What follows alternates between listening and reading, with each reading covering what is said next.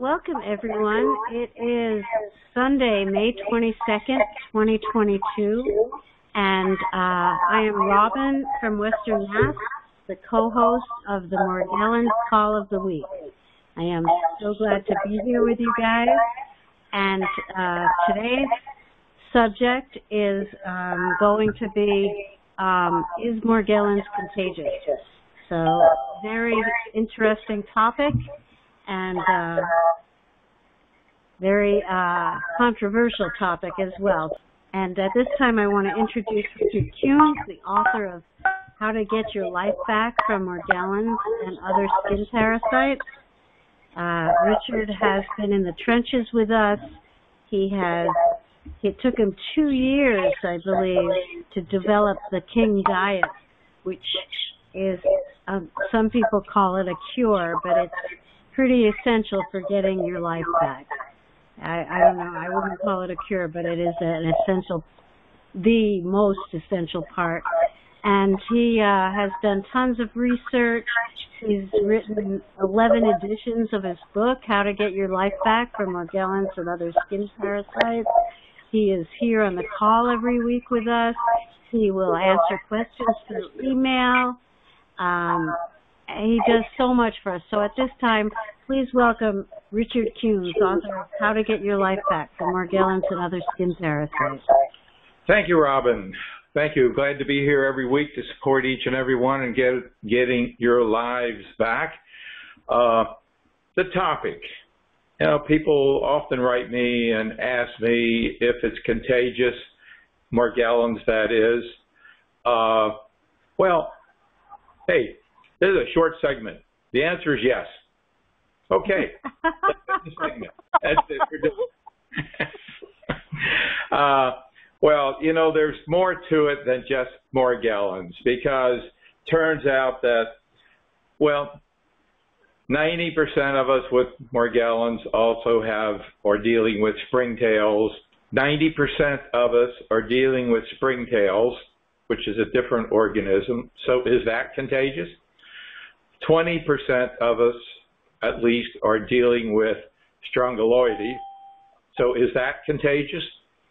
I don't know, 80, 90% of us, maybe 100% of us are dealing with some kind of mite. So are they contagious? And then we have, of course, Morgellons. Is that contagious?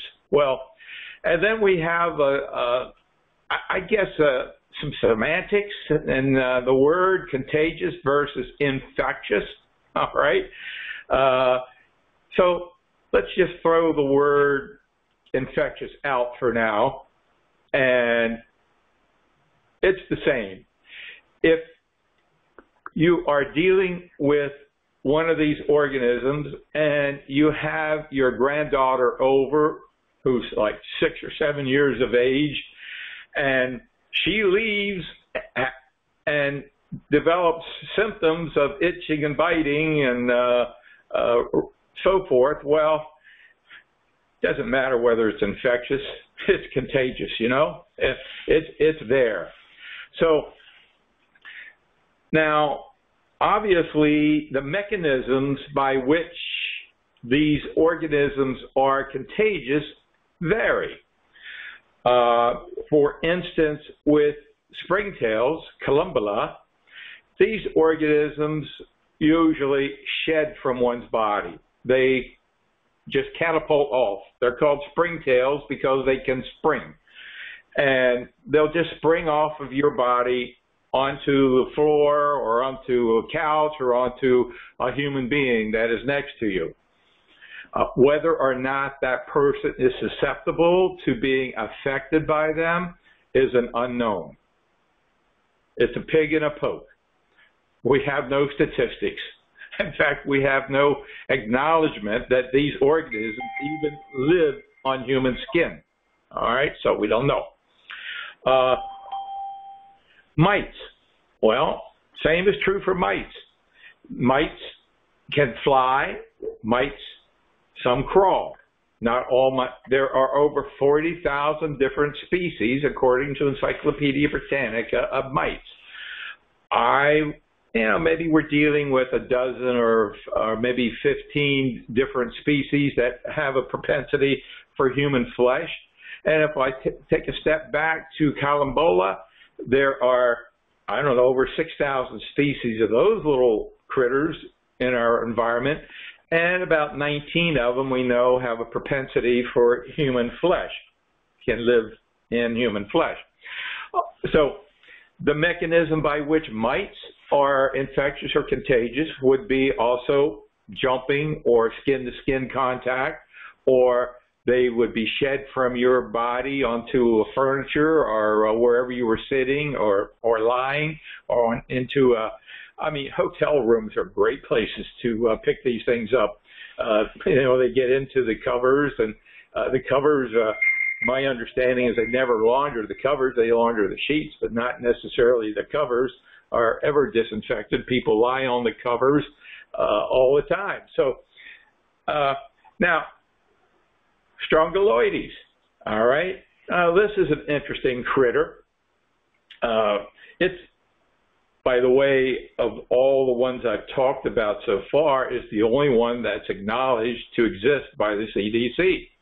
And if you look up Strongyloides cervicalis on the Google it, you'll go to a site by the CDC, and it will show you the life cycle. The life cycle of Strongyloides is it's internal and comes to an external phase, at which point skin-to-skin contact, or again, if you're sitting on something and your skin is exposed to that, I would say that it could probably be transferred to whatever you were sitting on, whatever your skin was contacted with. How long it would live there, I don't know, so I can't really say that Strongyloides could be picked up from sitting on a couch. I highly doubt it. It's generally, I would think, skin-to-skin contact, as happened with me personally with my wife. Okay, now back to Morgellons. All right.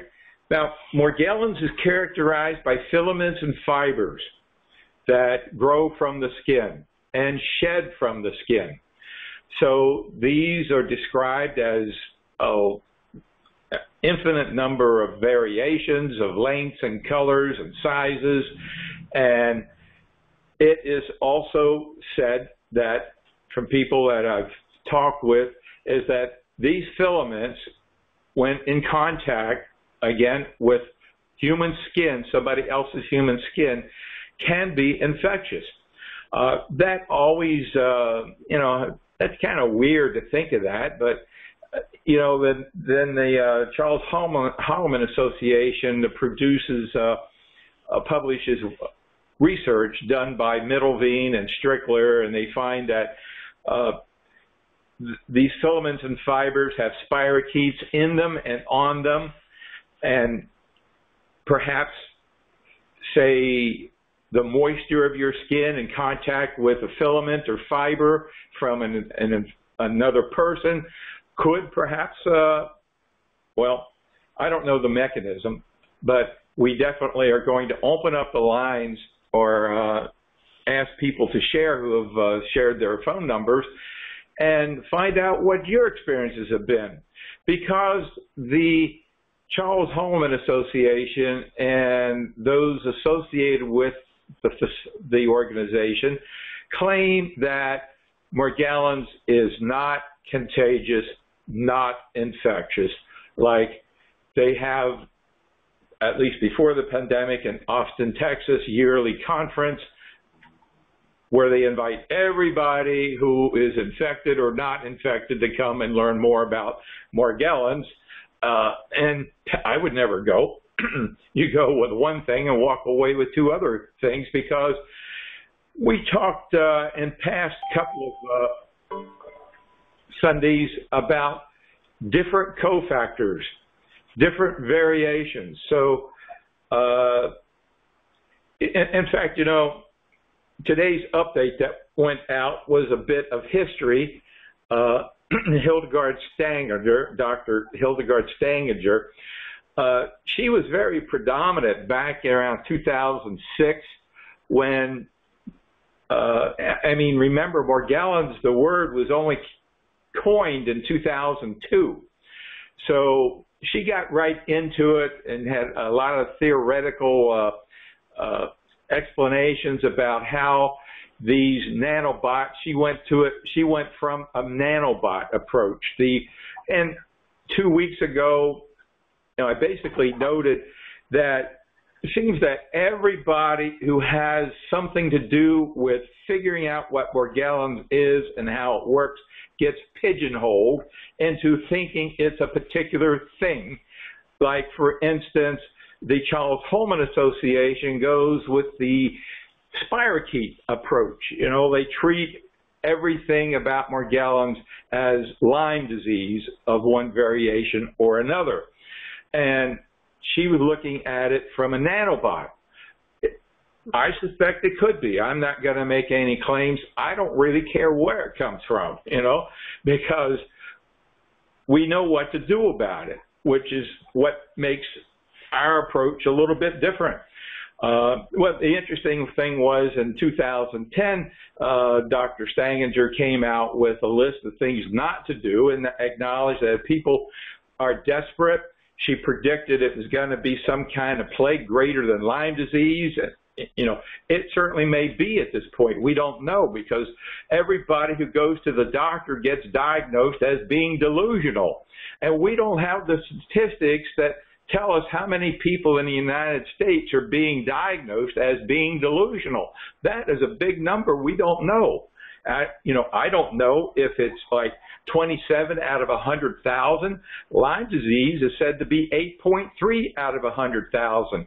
There's an expert at which is the Mayo Clinic, who thought it could be as high as 27 out of 100,000. Well, that would, dwarf Lyme disease. Morgellons would dwarf it if it's that high.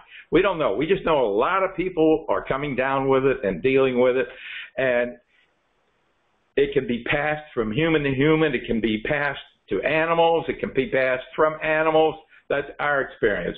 So let's open the lines. Anybody like to share your experience or ask a question about it being contagious? Oh, I think it's totally contagious. All of the things you mentioned are, well, I don't know about strong meiosis, but the other things are all contagious. And when I first was dealing with vectors that bring Morgellons into your environment, I hired an exterminator to get rid of fleas in my house, and a week later I had springtails everywhere, and they were really bothering me, and I caught one, and I saved it to show him, and his response was, "Oh yeah, they're all over my house, I can't get rid of them." He brought them to your house. Oh boy. So yeah. Exactly. That's exactly how it can happen. People can spread them. They shed from your skin. They shed from your body. Mary, what's your experience been?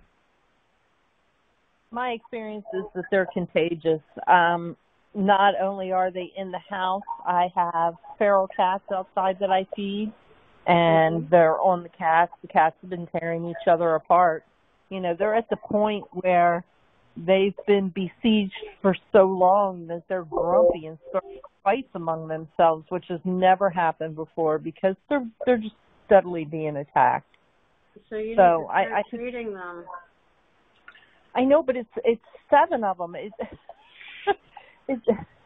Funds are limited. I'm doing what I can, and I helped them some.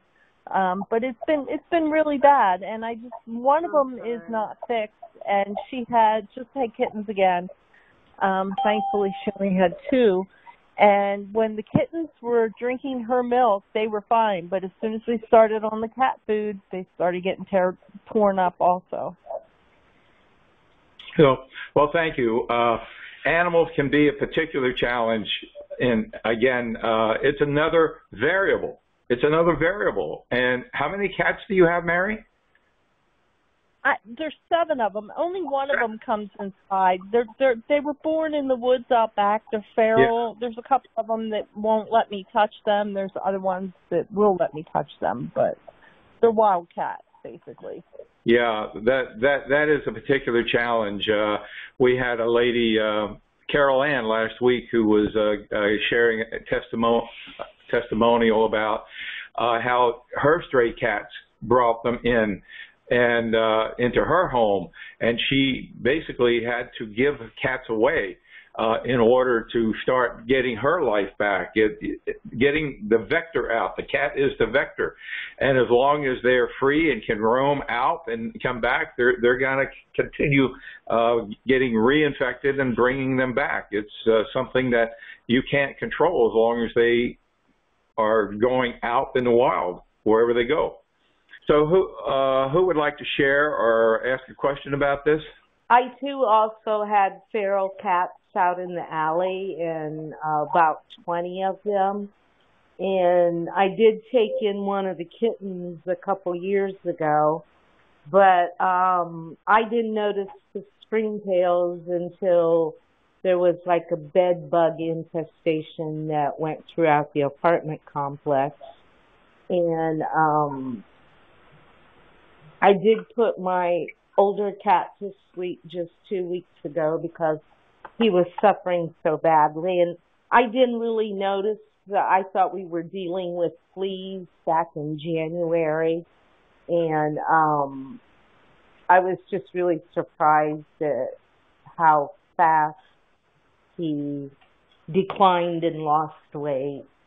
And I see the spreading of, I got into my daughters, each of their cars, and I saw like white specks all over. And my daughter that helped do laundry for me, she had a springtail hop into her eye, and her eye was sore for a couple weeks. And I see both of my daughters itching and scratching and breaking out, but they're in denial. And it's just hard to handle, and I try to educate them, but they just refuse to understand how contagious that's unfortunate.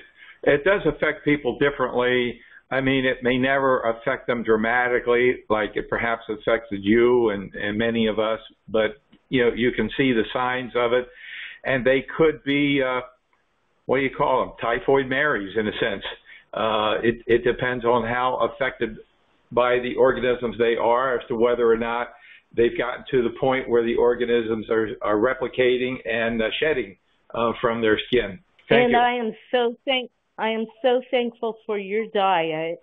I'm a retired diet technician, and your diet has helped me immensely. And when I stray from it, I noticed the attacks from the columbola, and in your products, I mean, I feel like you're saving my life. I'm just so thankful. Well, we're so glad to be here for you, and if you'd like to perhaps be a guest one day on one of our programs and share more of your experience, we would love to have you come back and share your testimony. Email me if you would, and we can set up a time. We appreciate that. We're here to provide inspiration for every one of you, and one of the ways we do that is oftentimes people join in the program and share their success. And nothing greater than somebody who out of the blue, who we've never met, never talked to, share their experience and give credence to what we do. And being a dietitian, let me ask you, does a diet make any sense at all? Yes.